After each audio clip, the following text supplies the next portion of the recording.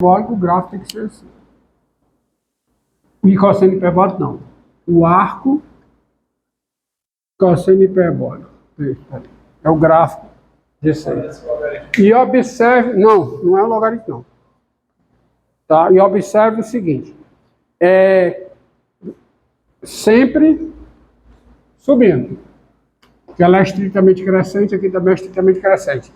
E observe uma coisa, como a reta tangente aqui é horizontal, derivada zero, a reta tangente aqui é vertical. Ou seja, não tem derivada no 1. Então já sai de cara que essa função não tem derivada no 1.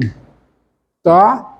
Mas aí eu uso o teorema da função inversa para observar o seguinte, ó. Dado x maior do que 1, ou seja, dado x pertencente ao intervalo 1 mais infinito, tens, tá? Tens o arco seno hiperbólico, esse tens é desnecessário, é horrível, mas psicologicamente muita gente só vê que é a conclusão quando coloca esse tens, tá? Então deixa aí, psicologicamente ele vai ajudar, mas gramaticalmente é horrível. O arco seno hiperbólico de x, claro que pertence ao intervalo zero mais infinito, não é? Arco cosseno hiperbólico, desculpa. Arco cosseno hiperbólico, é com ela que eu estou trabalhando. Obrigado. Arco cosseno hiperbólico. Por que o arco cosseno hiperbólico de zero, de 1, é zero? Só é zero no 1. Arco cosseno hiperbólico só é zero no 1. Então, se o x é maior do que 1, isso aqui é positivo. Mas a I cosseno hiperbólico, a função I cosseno hiperbólico, ela é diferenciável em todo canto. Ela é diferenciável em todo canto. Ela é diferenciável aqui. Ela é diferenciável aqui em arco cosseno hiperbólico de x, só que tem uma coisa. Como esse número é positivo, tá certo? Quem é a derivada de I cosseno hiperbólico aplicado no arco cosseno hiperbólico de x? Isso é a derivada do cosseno hiperbólico em x, que é quem? Olha a definição do I cosseno hiperbólico, é o cosseno hiperbólico. Então, quem é a derivada do I cosseno hiperbólico em x? É a derivada do cosseno hiperbólico em x, que é o quê? O seno hiperbólico. No caso aqui, me expressei mal, no caso aqui, a derivada do I cosseno hiperbólico, a derivada no arco cosseno hiperbólico de x. Então, esse aqui é o seno do arco cosseno hiperbólico de x. Como esse número está aqui, e nesse intervalo o seno hiperbólico é positivo, isso aqui é o quê? Diferente de zero. Então vamos aplicar o teorema da função inversa. Olha o que é que eu tenho. A f é diferenciável em f é menos 1 de x, e a derivada da f em f é menos 1 de x é um número diferente de zero. Daí, pelo teorema da função inversa, a inversa da f, isto é, o arco cosseno hiperbólico, é diferenciável em x com a derivada da inversa da f, isto é, a derivada do arco cosseno hiperbólico em x. Eu estou usando o teorema da função inversa, olhando para I cosseno hiperbólico como sendo a f. E o arco cosseno hiperbólico, por definição, a sua inversa. Então, a derivada da inversa da f em x é 1 sobre a derivada da f, isto é, a derivada do I cosseno hiperbólico, que é o seno hiperbólico aplicado em quem? Em arco cosseno hiperbólico de x. Agora é só desenvolver isso aqui e observar o seguinte. Agora vem apagar isso aqui.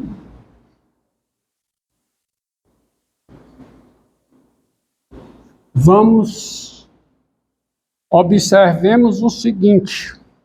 Está aceso aqui ainda, tá? Não sei se tá, né? Observe o seguinte. Isso aqui é 1 sobre... Agora, olhe lá, de novo. Identidade fundamental da dita trigonometria hiperbólica. Cosseno hiperbólico ao quadrado em x menos seno hiperbólico ao quadrado em x é 1. Conclusão. Quem é o quadrado do seno hiperbólico em x? Quem é?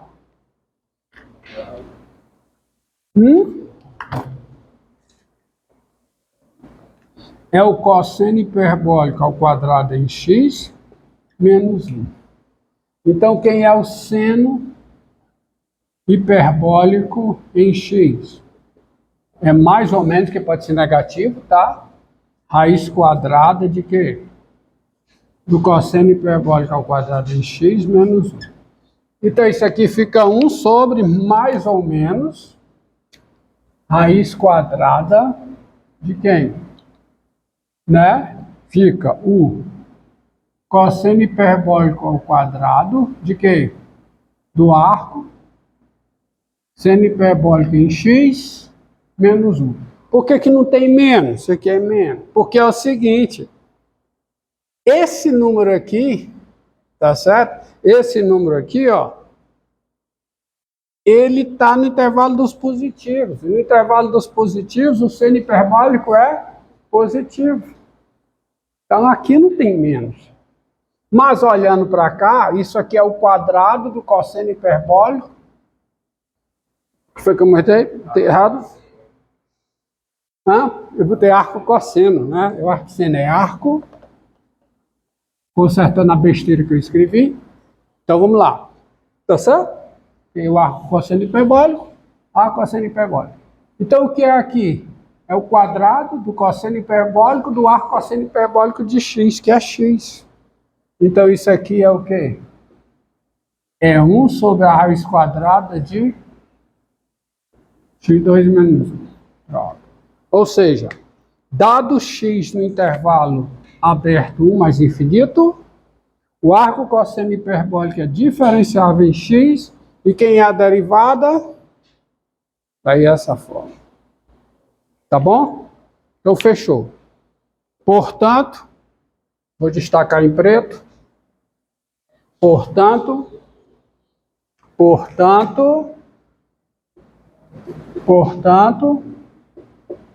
a função arco cosseno hiperbólico é diferenciável aonde?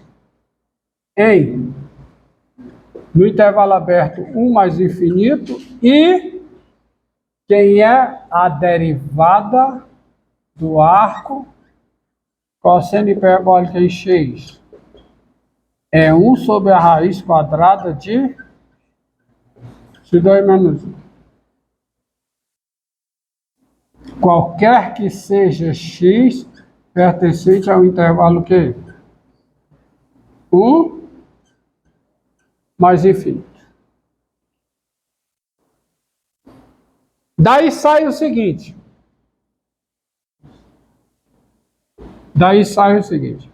Quem é a integral indefinida de 1 sobre a raiz quadrada de x2 menos 1?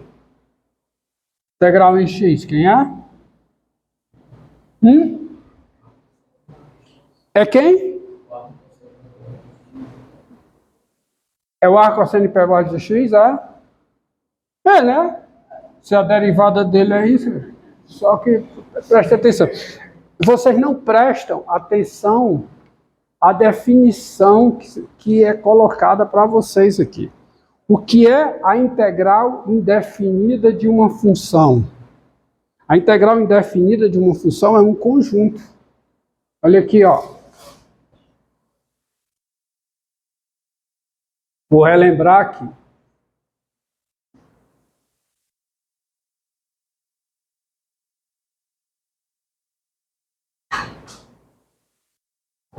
Ó, você precisa lembrar o seguinte, pessoal. O que esse símbolo denota? O que é? A integral indefinida de f. E o que é a integral indefinida de f? É o conjunto formado por cada função g. É o conjunto formado por cada função g, tal que o domínio da g é o domínio da f. A g precisa ser diferenciável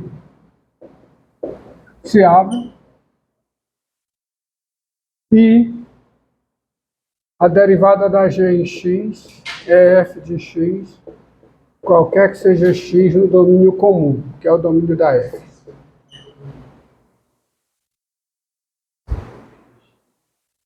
Então, observe, quando eu estou integrando esta função,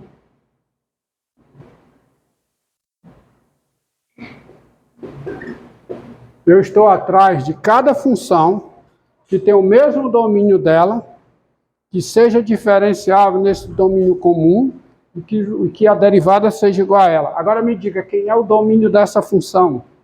O domínio dessa função aqui é o intervalo menos infinito menos 1, união 1 mais infinito. Então eu tenho que calcular a integral indefinida aqui. E essa fórmula aqui, ela só vale aqui.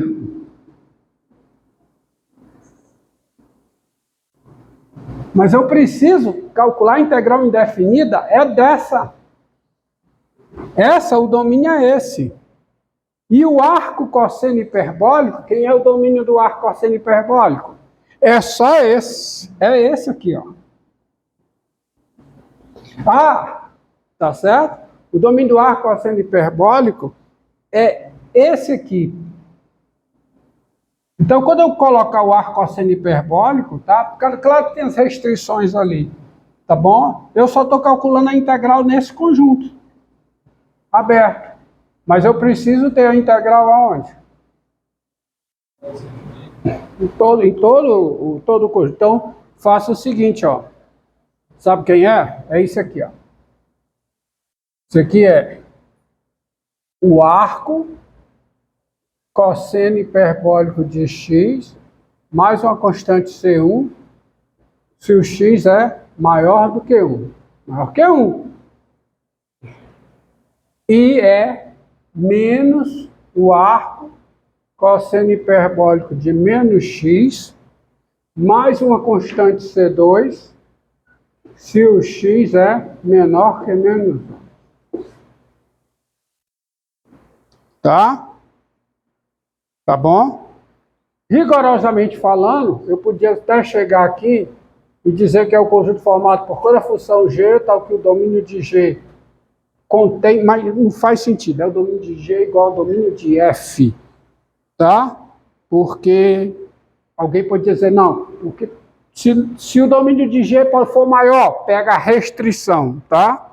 A restrição, você pega a restrição. Então isso aqui está bem colocado. Faz todo sentido, está consistente. É quando formar cada G, então que o domínio de G é o domínio de F, G é diferenciável e tá aqui isso aí. É verdade isso aí? É. Pois.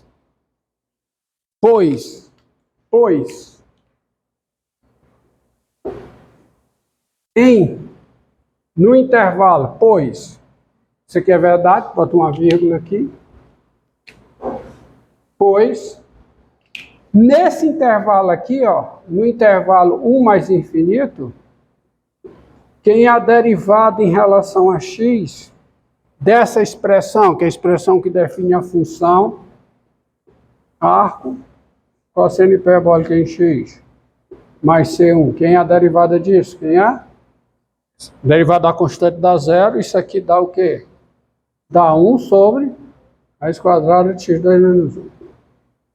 E em menos infinito menos 1, agora, quem é a derivada em relação a x da função definida aqui dentro? Quem é? É a derivada em relação a x disso aqui. Menos o arco cosseno hiperbólico de menos x. E quanto é a derivada disso? Derivada dessa expressão. Repare que para fazer sentido tem que ser menos x, porque se o x é menor que menos 1, menos x é maior do que 1. Aí cai, está consistente a expressão. E quem é a derivada disso? Regra da cadeia. É menos a derivada do arco cosseno hiperbólico no seu argumento, 1 sobre a raiz quadrada de menos x ao quadrado menos 1, vezes a derivada do argumento em relação a x, que é quanto? Menos 1. Mas quanto é que dá isso? Dá 1 sobre a raiz quadrada de x2 menos 1. Então, realmente, essa função aqui tá certo? E essa expressão aqui, esse conjunto, ele é a integral indefinida dessa função. Preste atenção, tá? Preste atenção.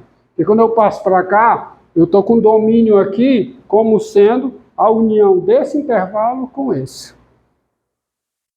Então, se eu pegar as restrições dessas funções aqui e aqui, respectivamente, você tem o que você quer. A integral indefinida é um conjunto de funções. Aí, por que duas constantes aqui e aqui? Porque tem um resultado que diz o seguinte: se duas funções coincidem, se duas funções são contínuas no intervalo, são diferenciáveis no interior desse intervalo, e no interior desse intervalo as duas têm a mesma derivada, no intervalo elas diferem por uma constante. Teorema do valor médio é a consequência disso aí. Tá? Bem, resolvido. Só que você precisa lembrar uma coisa.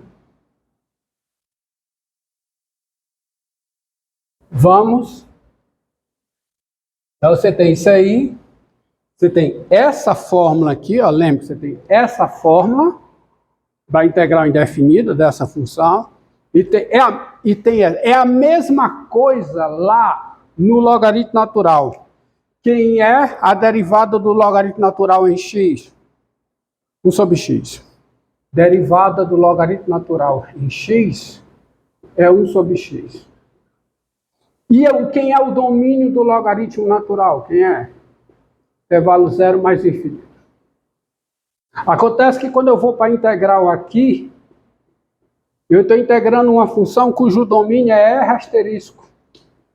Então a integral tem que ser calculada nesse conjunto.